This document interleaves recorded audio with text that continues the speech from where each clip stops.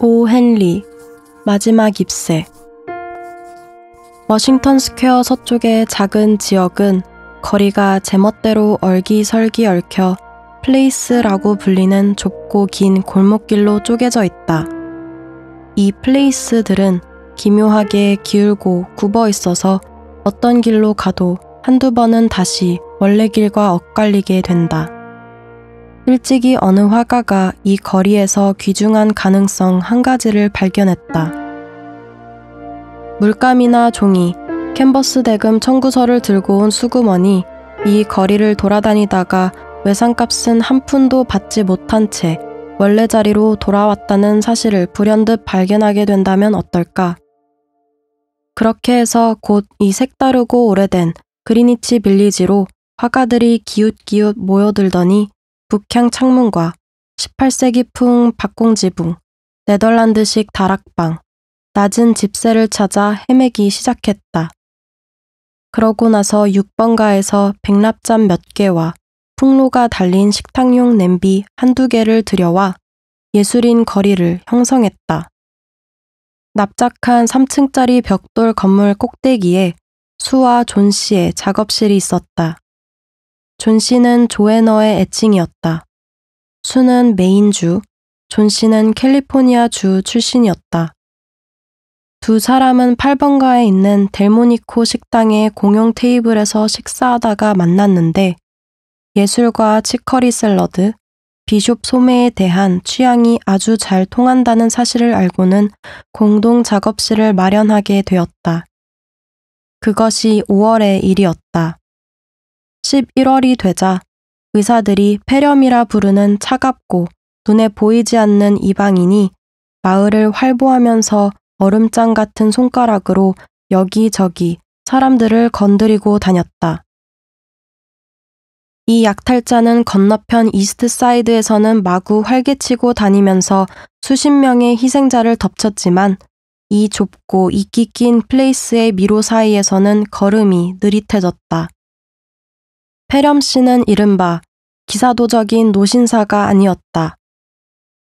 캘리포니아주의 서풍에 피가 묽어진 가엾고 조그마한 여자는 피로 물든 주먹을 휘두르며 가쁜 숨을 몰아쉬는 늙은 떠돌이가 싸우기에 공정한 상대가 아니었다.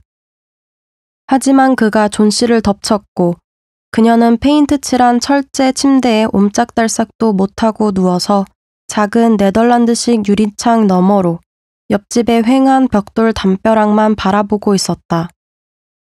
어느 날 아침에 바쁜 의사가 텁수룩한 잿빛 눈썹으로 눈짓해서 술을 복도로 불러냈다. 저 아가씨가 회복할 가능성은 이를테면 열의 하나라고 할 수 있어요. 그가 체온계를 흔들어 안에 든 수은을 내려보내며 말했다. 그나마 그 가능성도 본인이 살고 싶어 하는지에 달렸지요. 이런 식으로 장의사 편에 줄을 서버리면 백약이 무효예요. 친구는 본인이 낫지 못하리라는 결론을 이미 내려버렸어요. 뭐가 됐든 친구가 평소 마음속에 간절히 품고 있던 게 있나요? 저 애는 언젠가 나폴리만을 그려보고 싶어 했어요. 수가 말했다. 그림이라고요? 바보 같은 소리 마요. 친구가 한 번 더 생각해볼 가치가 있는, 그러니까 평소 마음에 품고 있던 대상 같은 게 있느냐는 거예요. 가령 남자라든가. 남자요? 유대인 하프를 팅 하고 울릴 때 날 법한 새된 목소리로 수가 대답했다. 가치 있는 남자라니. 아니, 없어요. 선생님, 그런 건 전혀 없어요. 그러면 그거 문제인데. 의사가 말했다. 내 힘이 닿는 한 의술로 할 수 있는 건 다 해볼 거예요. 하지만 환자가 자기 장래 행렬에 올 마차대수나 세기 시작하면 치료약의 효과는 절반으로 줄어든단 말입니다. 친구한테 이번 겨울에 유행할 외투 소매에 대해 한 번이라도 질문하게 만들 수만 있다면 병이 나을 가능성은 10에 하나가 아니라 5에 하나가 될 거라고 장담할 수 있어요. 의사가 돌아간 후 수는 작업실로 가서 일본풍 종이 냅킨이 흠뻑 젖어 걸쭉한 덩어리가 될 정도로 울었다. 그런 다음 화판을 들고 휘파람으로 재즈곡을 불며 존 씨가 있는 방으로 당당하고 힘차게 걸어 들어갔다. 존 씨는 이부자리에 잔주름조차 거의 만들지 않은 채 얼굴을 창 쪽으로 돌리고 누워 있었다. 수는 그녀가 잠들었다고 생각하고 휘파람을 멈췄다. 그녀는 화판을 놓고 잡지에 실릴 이야기에 사파를 펜으로 그리기 시작했다. 젊은 작가들이 문학으로 가는 길을 닦기 위해 잡지에 글을 쓰듯이 젊은 화가들은 그 글에 사파를 그리며 예술로 가는 길을 닦아야 하는 법이다. 수가 남자 주인공인 아이다호 주 카우보이의 몸에 우아한 마술용 승마 바지와 외알 안경을 그려놓고 있을 때 나직한 목소리가 여러 번 들려왔다.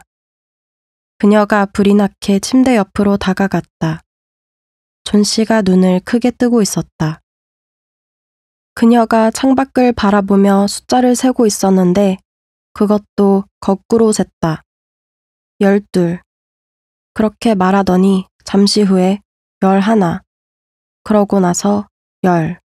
다음에 9. 연달아 8과 7을 거의 한꺼번에 말하다시피 했다. 수가 걱정스럽게 창밖을 내다보았다. 뭔가 셀만한 게 있는 걸까? 보이는 것이라고는 텅 빈 쓸쓸한 마당과 6미터쯤 떨어져 있는 벽돌집의 휑한 담벼락 뿐이었다. 웅이 많은 뿌리가 썩어가는 아주 늙은 담쟁이 덩굴 하나가 벽돌 담벼락을 절반쯤 기어 올라가 있었다. 가을의 차가운 숨결이 덩굴에 붙은 잎사귀를 쳐서 떨어뜨려 거의 헐벗은 채 허물어져 가는 벽돌담에 해골처럼 앙상한 가지들만 매달려 있었다. 뭐 하는 거야? 수가 물었다. 6. 존 씨가 거의 속삭이듯 말했다. 이제 점점 빨리 떨어지고 있어. 사흘 전에는 100개 가까이 달려 있었는데 그때는 새느라고 머리가 아플 지경이었거든. 그런데 지금은 쉽네. 또 하나 떨어진다. 이제는 5개밖에 안 남았어. 뭐가 5개라는 거야? 내 친구 수한테도 좀 알려줘. 잎사귀 말이야. 담쟁이 덩굴에 달린 거. 마지막 잎새가 떨어지면 나도 떠나야 해. 그렇다는 건 사흘 전부터 알고 있었어. 의사 선생님이 너한테는 아무 말씀 안 하셨어. 저런, 그런 터무니없는 소리는 처음 들어. 수가 대놓고 조롱하듯 투덜거렸다. 저 늙은 담쟁이 덩굴 잎사귀가 내 병이 낫는 거랑 대체 무슨 상관이 있다는 거니? 게다가 넌 저 담쟁이 덩굴을 무척 좋아했잖아. 이 말썽쟁이 아가씨야. 바보같이 굴지 마. 오늘 아침에 의사 선생님이 나한테 말씀하셨는데 내가 곧 완전히 회복될 가능성이, 그러니까 선생님 말씀을 그대로 옮기면 말이야. 선생님 말씀으로는 그럴 가능성이 10에 9이래. 그 정도면 우리가 뉴욕에서 전차를 타거나 새로 짓는 건물 옆을 지나갈 확률만큼 높은 거잖아. 이제 수프를 좀 먹어봐. 그리고 이 수가 다시 그림을 그릴 수 있게 해주렴. 그래야 편집자한테 그걸 팔아서 몸이 아픈 아이가 마실 포도주와 식탐 많은 본인이 먹을 돼지고기를 살 수 있을 테니까. 포도주는 이제 살 필요 없어. 여전히 창밖만 바라보며 존 씨가 말했다. 또 하나 떨어지네. 됐어. 수프도 먹고 싶지 않아. 이제 딱 4개 남았네. 날이 어두워지기 전에 마지막 잎새가 떨어지는 걸 보고 싶어. 그러고 나면 나도 떠날 거야. 존 씨 제발. 수가 존 씨 쪽으로 고개를 숙이며 말했다. 내가 일을 다 마칠 때까지 눈을 감고 창밖을 내다보지 않겠다고 약속해 줄래? 내일까지는 저 사파를 꼭 넘겨야 해. 빛이 필요하지만 않았다면 벌써 차양을 내렸을 거야. 다른 방에서 그리면 안 될까? 존 씨가 쌀쌀맞게 대답했다. 여기 내 옆에 있고 싶어서 그래. 수가 말했다. 게다가 내가 저 어처구니 없는 담쟁이 덩굴 잎사귀를 계속 보고 있는 것도 싫고. 끝나면 바로 알려줘. 창백한 얼굴로 쓰러진 조각상처럼 미동도 않은 채 눈을 감으며 존 씨가 말했다. 마지막 잎새가 떨어지는 걸 보고 싶어서 그래. 이제 기다리기 지쳤어. 생각하기도 지겹고. 이젠 나도 저 가엾고 지친 잎사귀들처럼 모든 걸 내려놓고 아래로 떨어지고 싶어. 잠을 좀 자봐. 수가 말했다. 나는 베이먼 씨를 불러서 세상을 등진 늙은 광부의 모델이 되달라고 해야겠어. 금방 돌아올 거야. 내가 올 때까지 꼼짝할 생각 마. 베이먼 노인은 같은 건물 1층에 사는 화가였다. 나이는 60을 넘겼고 미켈란젤로가 그린 모세의 수염 같은 곱슬곱슬한 수염이 사티로스를 닮은 머리부터 작은 도깨비를 닮은 몸통을 따라 흘러내렸다. 베이먼은 화가로서는 실패한 사람이었다. 40년 동안 붓을 휘둘렀지만 자신이 섬기는 예술이라는 여왕의 치맛단 근처에도 닿지 못했다. 그는 늘 곧 걸작을 그리겠다고 다짐했지만 아직까지는 시작조차 해본 적이 없었다. 지난 몇 년 동안 이따금 상업용이나 광고용으로 서투른 그림을 그린 것을 제외하면 아무것도 그리지 않았다. 전문 모델료를 지불할 능력이 없는 마을의 젊은 화가들을 위해 모델 노릇을 해주면서 약간의 돈을 벌었다. 그는 독한 술을 지나치게 마셔대면서 계속해서 앞으로 그릴 걸작에 대해 떠벌렸다.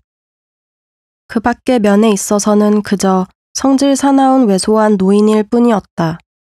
유약한 모습을 보이면 누구든 매섭게 비웃었지만 동시에 그는 위층 작업실에 사는 젊은 두 화가를 보호하기 위해 대기 중인 사나운 특별 경비견 역할을 자임하기도 했다. 수는 아래층에 있는 어두침침한 그의 소굴에서 노간주 나무 열매 냄새를 강하게 풍기는 베어먼을 찾아냈다. 방 한구석에 세워진 이젤 위에는 25년 동안 걸작의 첫 획을 기다려온 텅 빈 캔버스가 놓여 있었다. 수는 그에게 존 씨의 망상에 대해 털어놓고 존 씨가 세상을 붙들고 있는 얼마 안 되는 힘마저 점점 약해지면 사실상 잎사귀 하나만큼이나 가볍고 연약한 그녀가 진짜로 잎사귀처럼 날아가 버릴까봐 몹시 두렵다고 말했다. 베어먼 노인이 붉게 충혈된 눈으로 대놓고 눈물을 줄줄 흘리면서 그런 멍청한 상상에 대한 경멸과 조롱의 말을 마구 퍼부었다. 맙소사, 그가 외국 억양이 섞인 말투로 소리쳤다. 그 빌어먹을 담쟁이 덩굴에서 이파리 좀 떨어진다고 죽겠다는 멍청한 인간이 세상에 어디 있어. 그런 말은 처음 들어. 아니, 세상을 등졌다는 멍청이 역할의 모델 노릇은 안 할 테야. 어째서 존 씨가 머릿속으로 그런 터무니없는 생각을 하게 내버려 두는 거지? 가엾은 존 씨 양. 그 애는 지금 무척 아프고 몸도 허약해요. 수가 말했다. 게다가 열 때문에 마음에 병이 들어 자꾸 이상한 망상에 빠지는 거지요. 좋아요, 베어먼 씨. 제 모델이 돼주기 싫으시면 안 하셔도 돼요.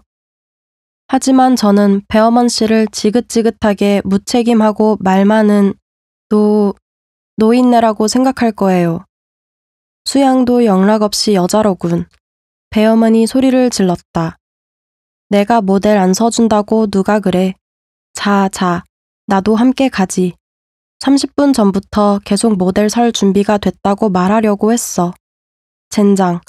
여긴 존 씨 양처럼 좋은 사람이 알아 누워 있을 곳이 못 되는데. 언젠가 내가 걸작을 그리면 그땐 다 같이 여기를 떠나자고. 그럼 꼭 그러자고. 그들이 위층으로 올라갔을 때 존 씨는 잠들어 있었다. 수는 창턱까지 차양을 끌어내린 다음 베어먼에게 다른 방으로 가자고 손짓했다. 그곳에서 그들은 두려운 마음으로 창밖의 담쟁이 덩굴을 내다보았다. 그러고는 잠시 동안 아무 말 없이 서로를 바라보았다. 눈이 섞인 차가운 비가 끈질기게 내리고 있었던 것이다. 낡은 푸른색 셔츠를 입은 배어머는 세상을 등진 광부 노릇을 하기 위해 바위 대신 거꾸로 뒤집은 주전자를 깔고 앉았다. 이튿날 아침, 수가 1시간쯤 자고 일어나 보니 존 씨가 멍한 눈을 크게 뜨고 창문에 친 초록색 차양을 빤히 바라보고 있었다. 저것 좀 걷어줘. 밖을 보고 싶어. 그녀가 낮은 목소리로 주문했다. 수는 마지못해 그 말에 따랐다. 그런데 어찌 된 일인가. 온밤 내내 쉼없이 세찬 비가 쏟아지고 사나운 돌풍이 불었는데도 담쟁이 덩굴 잎사귀 하나가 벽돌담을 배경 삼아 여전히 남아있는 것이 눈에 띄었다. 덩굴에 붙어있는 마지막 잎새였다. 줄기에 가까운 부분은 아직 진한 초록색이지만 톱니 모양의 가장자리는 소멸과 쇠퇴를 나타내는 누런색으로 시든 채 지상 6m 정도 높이의 가지에 용감하게 매달려 있었다. 마지막 잎새야, 존 씨가 말했다. 틀림없이 밤새 떨어질 거라고 생각했는데 바람 소리를 들었거든. 아무튼 오늘은 떨어질 거야. 그러면 나도 함께 죽겠지. 제발 부탁이야. 수가 지친 얼굴을 베개에 기대며 말했다. 너 자신을 생각하지 않으려거든 나를 좀 생각해줘. 도대체 내가 어떻게 해야 하는 거니? 하지만 존 씨는 대답하지 않았다. 이 세상에서 가장 외로운 존재는 머나먼 곳으로 신비한 여행을 떠날 준비를 하는 영혼이다. 그녀를 우정이나 세상 일에 묶어두었던 매듭이 하나씩 풀리면서 망상이 더욱 강하게 그녀를 사로잡는 듯 했다. 날이 저물었다. 두 사람은 해질녘 어스름 속에서도 혼자 남은 담쟁이 덩굴 잎사귀가 담벼락에 붙은 줄기에 꼭 매달려 있는 것을 보았다. 이윽고 밤이 찾아오자 북풍이 또다시 휘몰아치면서 빗줄기가 세차게 창문을 두드리고 낮은 네덜란드식 처마 밑으로 후드득 떨어졌다. 날이 충분히 밝자 존 씨가 가차없이 차양을 거두라고 지시했다. 담쟁이 덩굴 잎사귀는 여전히 그 자리에 있었다. 존 씨가 누운 채 한참 동안 그것을 바라보았다. 그러고 나서 존 씨는 닭고기 수프를 가스레인지에 올리고 휘젓고 있는 수를 불렀다. 나는 참 나쁜 애였어, 수. 존 씨가 말했다. 어떤 알 수 없는 힘이 내가 얼마나 못되게 굴었는지 알려주려고 저기에 저 마지막 잎새를 남겨둔 거야. 죽기를 바라는 건 죄악이야. 이제 나한테 수프를 조금 가져다 줘. 포도주를 약간 넣은 우유도. 그리고 아니다. 먼저 손거울부터 가져다 줘. 그 다음에 등에 베개를 몇 개 더 받쳐주고 일어나 앉아서 내가 요리하는 걸 보게. 1시간 후에 그녀가 말했다. 수, 나 언젠가는 나폴리만을 그려보고 싶어. 그날 오후에 의사가 찾아왔다. 그가 떠날 때 수가 핑계를 대고 복도로 따라 나갔다. 이제 가능성은 반반이에요. 의사가 수의 떨리는 가냘픈 손을 잡으며 말했다. 간호만 잘하면 아가씨가 이길 겁니다. 자, 이제 나는 아래층에 있는 다른 환자를 보러 가야겠군요. 이름은 배어머니고 그림 그리는 분이라던데. 똑같이 폐렴인데 그분은 나이도 많고 몸도 허약한 데다 심지어 급성이라서 희망이 전혀 없어요. 하지만 좀 편안하게라도 지내시라고 오늘 병원으로 옮기려고 해요. 이튿날 의사가 수에게 말했다. 이제는 위험에서 벗어났어요. 아가씨가 이겼습니다. 이제 영양 섭취에 신경 쓰면서 잘 돌봐주기만 하면 돼요. 그날 오후 수는 침대에 누워 아무 쓸모도 없는 새파란 모직쇼를 만족스러운 표정으로 짜고 있는 존 씨에게 다가가 한 팔로 그녀와 베개를 한꺼번에 끌어안았다. 너한테 알려줄 게 있어, 하얀 생쥐 아가씨. 그녀가 말했다. 배어먼 씨가 오늘 병원에서 폐렴으로 돌아가셨어. 고작 이틀 앓으셨을 뿐인데. 첫날 아침에 관리인이 아래층 그분 방에서 아파서 옴짝달싹 못하는 배어먼 씨를 발견했대. 구두랑 옷이 흠뻑 젖어서 얼음처럼 차가웠다더라. 도대체 그렇게 끔찍한 밤에 어디에 다녀온 건지 다들 상상도 할 수가 없었어. 그러다가 여전히 불이 켜져 있는 등잔과 늘 놓아두던 장소에서 끌고 나간 사다리, 흩어져 있는 붓 몇 자루랑 초록색과 노란색이 섞여 있는 팔레트가 발견된 거야. 창 너머로 담벼락에 붙어 있는 저 마지막 담쟁이 덩굴 잎새를 봐, 존 씨. 바람이 불어도 팔랑거리거나 움직이지 않는 게 이상하지 않았어? 아, 존 씨. 저게 바로 배어먼 씨의 걸작이야. 마지막 잎새가 떨어지던 밤에 그분이 저기에 저걸 그리신 거야.